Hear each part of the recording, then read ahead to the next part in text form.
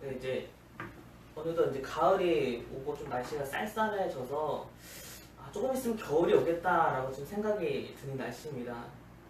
참 밖에 보면 이제 조금씩 동이 트고 있는데요. 이제 좀 새벽 같은 것 같아요.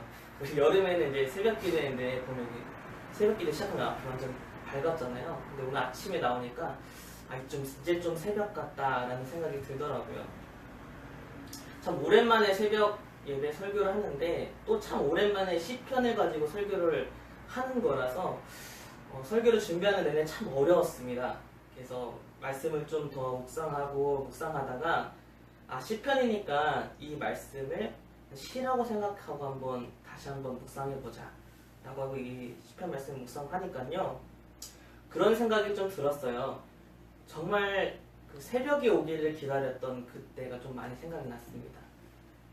제가 GOP에 1년을 있었는데 1년 동안 이제 근무를 서면 3주에 한 번씩은 꼭 밤을 새는 근무를 해야 됐어요.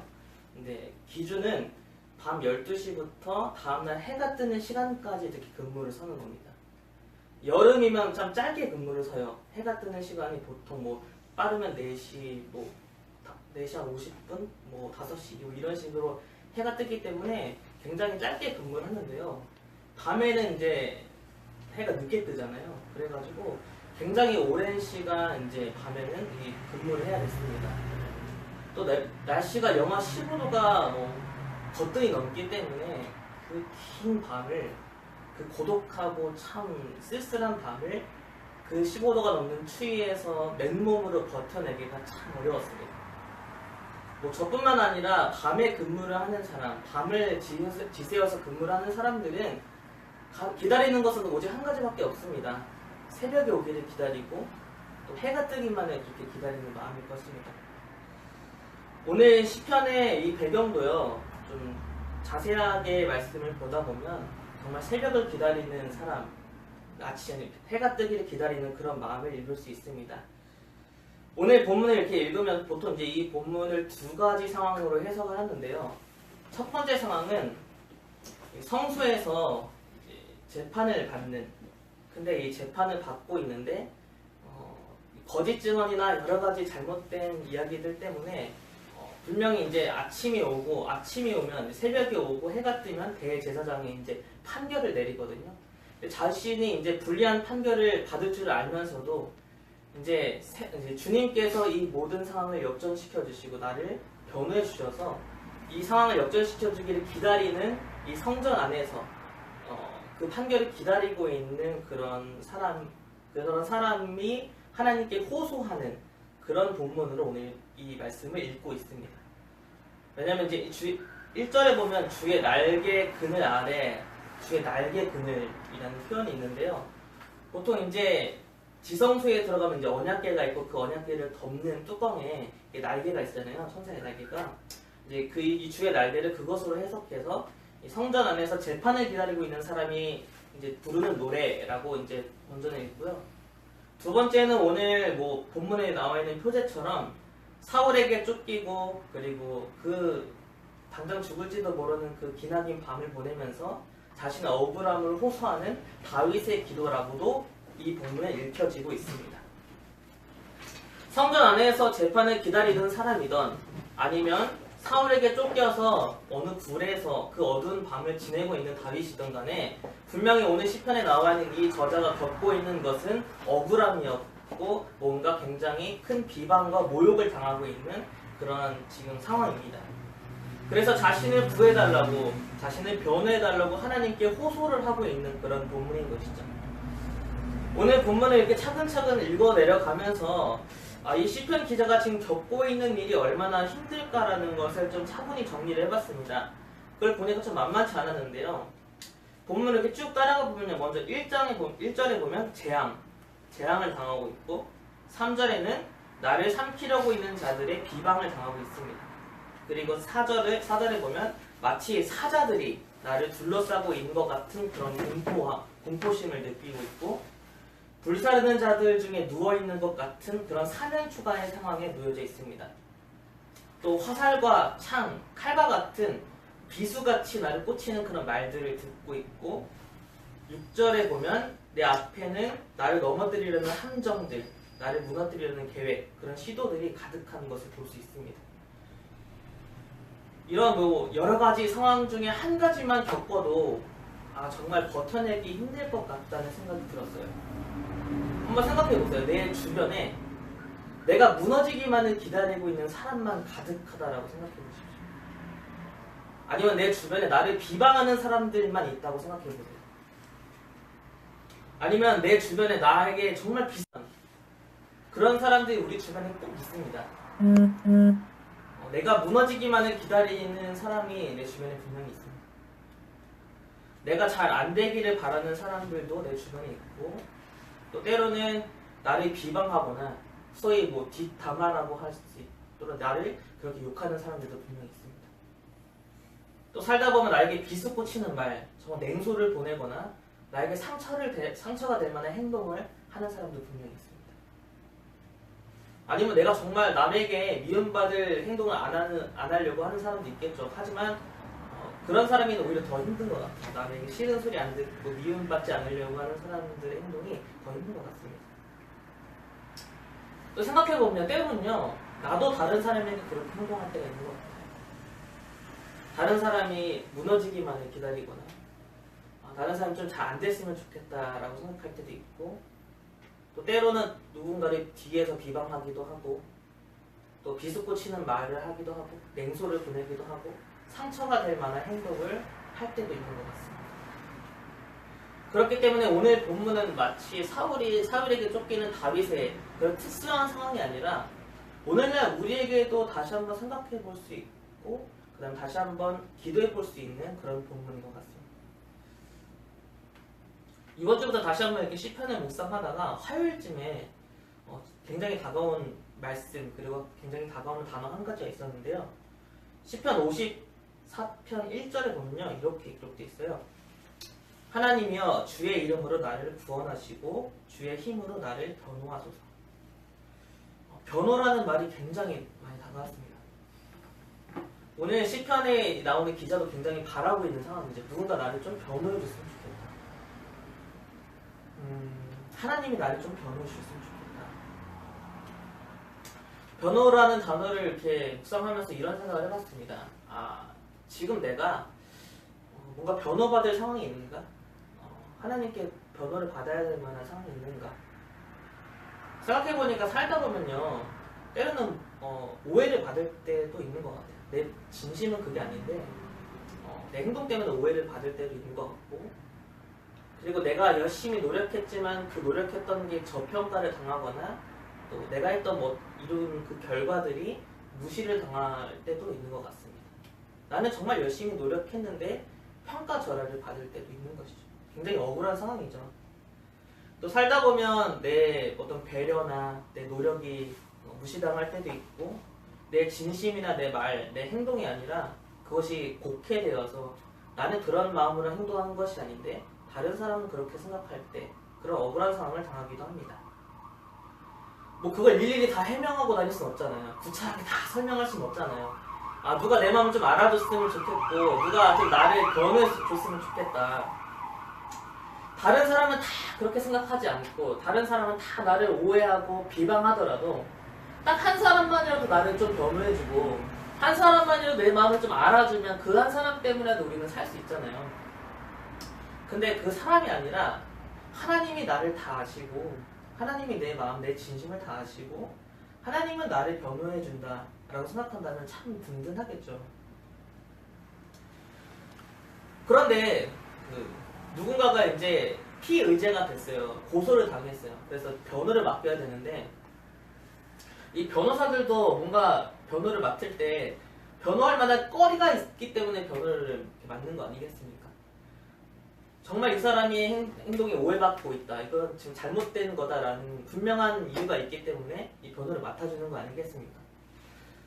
그렇다면 우리는 하나님 앞에서 변호받을 거리가 있는가 라고 한번 생각해 봤습니다. 하나님이 나를 과연 변호해 주실까?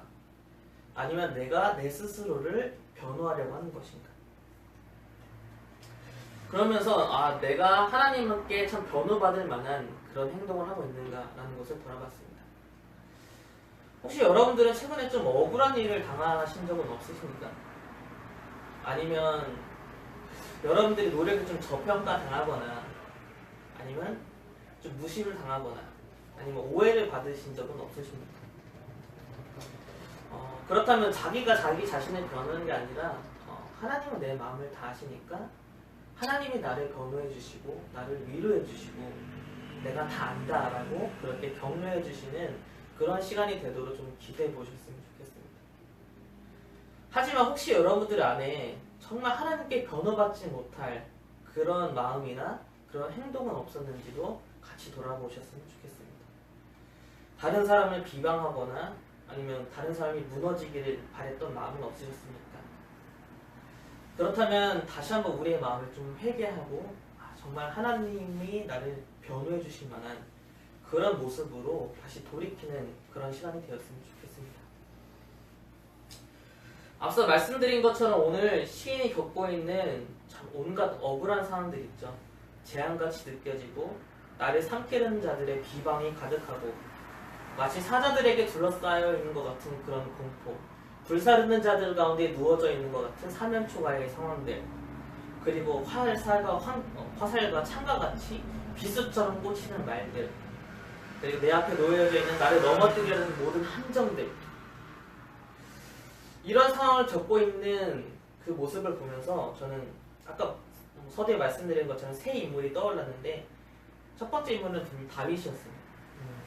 사울에게 쫓기고 또 쫓기면서 온갖 비방과 모욕을 당하고 또 때때로 정말 억울하게 지금 그 상황에 놓여져 있는 자기 몸 숨길 곳 하나 없이 정말 뜬 눈으로 혹시나 사울이 찾아와서 자신에게 해를 당할까 뜬 눈으로 밤을 지새우면서 하나님께 억울함을 호소할 수밖에 없었던 그 다윗이 떠올랐습니다. 그리고 두 번째는 성소 안에서 재판을 기다리고 있는 그 한 사람이 떠올랐습니다. 다른 사람들은 다 손가락질 합니다. 너가 잘못한 거다. 너가 죄인이다. 온갖 거짓 증언이 난무하고 당장 저 사람을 심판해야 된다. 저 사람은 못된 사람이다 라고 모든 사람이 다 손가락질하고 소리치지만 하나님만큼은 그 진심을 알기 때문에 하나님이 이 모든 판결을 뒤엎어 주셔서 새벽이 오면 판결이 내리면 하나님의 그 진리로 나를 판결해달라고 기다리는 그런 성전 안에 있는 한 사람이 생각났습니다. 그리고 마지막으로 떠올랐던 인물은 바로 제가 두 번째 말한 그 모든 상황을 다 겪으셨던 예수님이 떠올랐습니다. 그 대제사장 집 안에서 그 밤을 지새우면서 판결을 받는데 온갖 사람들의 모욕과 비방을 당하고 때로는 맞기도 침을 뱉기도 하고 저 사람은 죄인이다. 저 사람은 십자가에 못 박아야 된다. 이미 모든 판결이 다 내려진 상황에서 하나님께 호소하고 있는 그런 예수 그리스도가 떠올랐습니다. 어떠한 이 말씀을 보면서 어떠한 사람 혹은 그것이 내가 될 수도 있겠지만 어찌됐건 이 시편의 기자는 매우 절망스럽고 힘겨운 밤을 보내고 있습니다. 칠흑같이 어두운 도저히 앞이 보이지 않는 그런 절망의 시간을 보내고 있다는 그 시인의 감정이 고스란히 우리에게 전해지고 있습니다. 살다 보면 이런 절망을 한 번쯤은 겪는 것 같아요. 정말 아무것도 보이지 않는 칠흑같은 정말 하나님께 호소할 수밖에 없는 도저히 가망성이 없는 상황을 우리는 다 겪고 지나왔고 또한 겪을 것입니다. 그런데 시인이 깨달은 것이 한 가지 있습니다. 내가 지금 겪고 있는 이 절망밖에 없는 이 상황이 사실은 하나님의 날개 그늘 아래에 있다는 것입니다. 한번 여러분들은 그렇게 고백할 수 있겠습니까? 정말 내가 죽을 것 같이 힘든데 정말 너무너무 억울한데 속이 터질 것 같은데 너무너무 화가 나는데 당장 눈앞에 해결될 수 없는 정말 엄청난 상황에 놓여져 있는데 그 상황조차도 하나님의 그늘 아래에 있는 상황이다 라고 그렇게 고백할 수 있겠습니까? 시편 기자는 그걸 깨달았어요. 내가 지금 너무나 캄캄한 이유는 절망이 아니라 하나님의 나에게 그늘 아래에 있기 때문에 그 그늘 아래에 있기 때문에 캄캄한 것이고 마침내 하나님이 그 날개를 펴시기만 한다면 다시 새벽빛 같은 그 희망이 찾아와서 나는 다시 일어설 수 있다는 것을 시편 기자는 깨달았습니다. 그렇기 때문에 이렇게 고백할 수 있습니다. 하나님이여 내 마음이 확정되었고 내 마음이 확정되었사오니 내가 노래하고 내가 찬송하리이다. 내 영광을 깰지어다. 비파와 수금아 깰지어다. 내가 새벽을 깨우리로다. 이렇게 고백할 수 있습니다. 확정되었다는 것은요, 내가 스스로 내 마음을 고쳐먹었다는 의미가 아닙니다. 내가 마인드 컨트롤을 해서 난 앞으로 그래 이렇게 해야지 라고 마음먹는 게 아닙니다. 확정을 했다는 게 아니라요, 확정이 되었다는 겁니다. 수동적으로 확정이 되었다는 거죠. 하나님이 내 마음을 확정시켜줬다. 하나님으로 인해서 내 마음이 확정됐다라는 표현입니다. 그렇기 때문에 하나님으로 인해서 내 마음이 이미 확정이 되었기 때문에, 영어로 하면 내 마음이 픽스 되었기 때문에 나는 이제 더 이상 어떠한 상황 속에서라도 하나님을 찬양할 수 있고 부르짖을 수 있고 나는 다시 새벽을 깨울 수 있다라는 그런 고백을 하고 있습니다. 그렇다면 시인의 마음이 확정된 이유는 무엇일까요? 마치 그 후렴구처럼, 노래의 후렴구처럼 똑같이 반복되는 두 구절이 있습니다. 5절과 11절이 똑같이 반복이 되는데요. 노래 후렴구 같은 이 고백에서는 이렇게 고백합니다. 하나님이여 주는 하늘 위에 높이 들리시며 주의 영광이 온 세계 위에 높아지기를 원하나이다. 이렇게 고백합니다.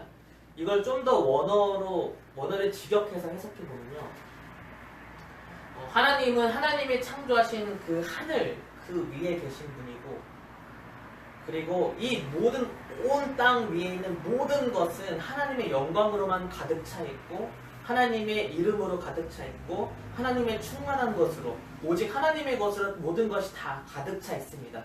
하나님이 창조하신 하늘, 하나님이 창조하신 이 땅의 모든 것, 그리고 이 세계 온 위에 하나님의 모든 것, 하나님의 충만함이 가득합니다. 어떠한 상황이든 그 모든 상황은 다 하나님 안에 있습니다 라는 그런 고백입니다.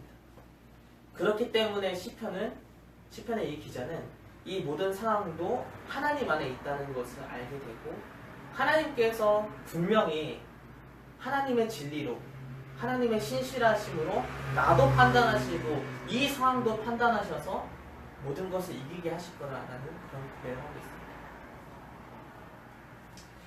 지금 내가 겪고 있는 모든 상황도 다 하나님 안에 있는 것입니다. 또 세상 만사 벌어지는 사실 모든 일들도 다 하나님 그 날개 그늘 아래에 있는 일들입니다. 그렇기 때문에 우리는 하나님이 다 알고 계시고, 하나님이 분명히 그 하나님의 진리와 하나님의 신실함으로 나도 평가하고 이 모든 상황도 판단하셔서 하나님의 뜻대로 모든 것을 이끌어 가실 거라고 믿을 수 있는 것입니다. 이번 주에 굉장히 절망 중에 찾아왔던 두 사람이 있었어요, 저에게. 그 사연을 좀 쭉 들어보니까 정말 앞이 캄캄하고 도저히 앞이 보이지 않을 만한 그런 절망적인 상황 속에서 찾아와서 그 얘기를 하는데 참 마음이 아프더라고요. 그 얘기를 쭉 들으면서 제가 깨닫는 게 뭐였냐면, 내가 정신 차려야겠다. 내가 깨어 있어야겠다. 지금 이 친구들이 도저히 앞이 보이지 않아서 하나님께 기도할 힘조차 없다면, 내가 이 아이들을 끌고 이 사람들을 대신해서 하나님께로 나아가고 내가 정말 깨어서 하나님이 이 문제를 풀어가시는 것을 보여줘야겠다. 함께 그것을 경험해야겠다라는 생각을 했습니다. 새벽 예배를 시작하기 전과 지금 후가 됐을 때 해가 떠올랐고 새벽에 깨었습니다. 새벽에 깨었지만 우리는 여전히 잠들고 있을지도 모릅니다. 우리 마음이 확정되고 확정되어서 우리 또한 다시 내 영혼을 깨워서 하나님을 찬양하고 하나님께 부르짖고, 그리고 내 영혼을 깨워서 다시 우리가 새벽을 깨워야 될 때입니다. 내가 지금 억울한 상황을 당하고 있을 수도 있겠죠. 정말 하나님의 위로가 필요한 상황일 수도 있습니다. 또 어쩌면 하나님께 변호받지 못할 만한 그런 잘못된 마음들을 가지고 있을 수도 있습니다. 혹은 정말 하나님의 위로와 하나님의 도와주심, 하나님이 일으켜주심이 필요한 사람들의 기도 제목을 안고 이 자리에 나올 수도 있습니다. 뭐 어찌됐건 간에 오늘 우리는 다시 이 새벽을 깨우고 내 마음을 확정하여서 하나님의 그 신실하심과 하나님의 모든 상황을 풀어가실 거라는 그 믿음을 가지고 다시 포기하지 않고 기도하기를 시작하는, 하나님께서 나의 모든 것을 판단해 주시고 나를 위로해 주시기를 함께 기도하는 이 시간이 되었으면 좋겠습니다.